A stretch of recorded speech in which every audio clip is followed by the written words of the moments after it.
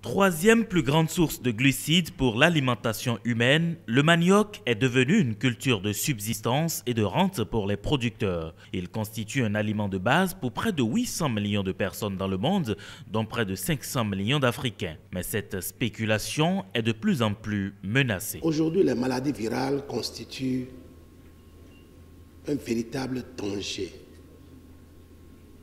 Le tsunami du manioc, l'Ebola du manioc. Ça bouge vers l'Afrique centrale. Et peut-être, il faut lui barrer maintenant la route de façon énergique.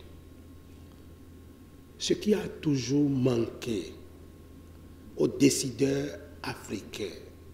C'est donc pour réfléchir aux voies et moyens à trouver pour anticiper, mais aussi pour éradiquer ce mal que se tient la conférence internationale de Cotonou. Les présents échanges visent à sensibiliser les gouvernants et leaders africains sur le programme WAVE. Nous voulons présenter WAVE comme un modèle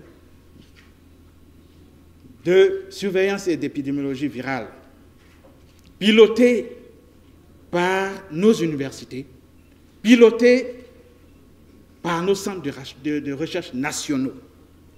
Prévenir une crise du manioc en Afrique de l'Ouest et du Centre, c'est le thème de cette conférence qui réunit plusieurs autorités béninoises et sous-régionales, mais aussi la chefferie traditionnelle. Et le gouvernement béninois est engagé dans la lutte contre les maladies virales du manioc sur la sécurité alimentaire. Ce programme conçu par des Africains et mis en œuvre par des Africains permet aujourd'hui de mettre en place un dispositif de recherche épidémiologique avec des mécanismes d'alerte pour lutter contre les maladies virales du manioc.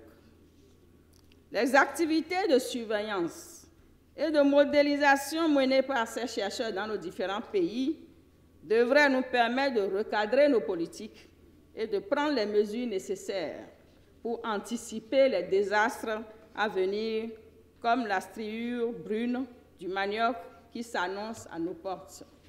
Au terme de cette rencontre de Cotonou, les autorités et acteurs de la filière manioc pourront adhérer au processus de mise en place des stratégies de gestion des maladies virales du manioc en Afrique de l'Ouest et du Centre.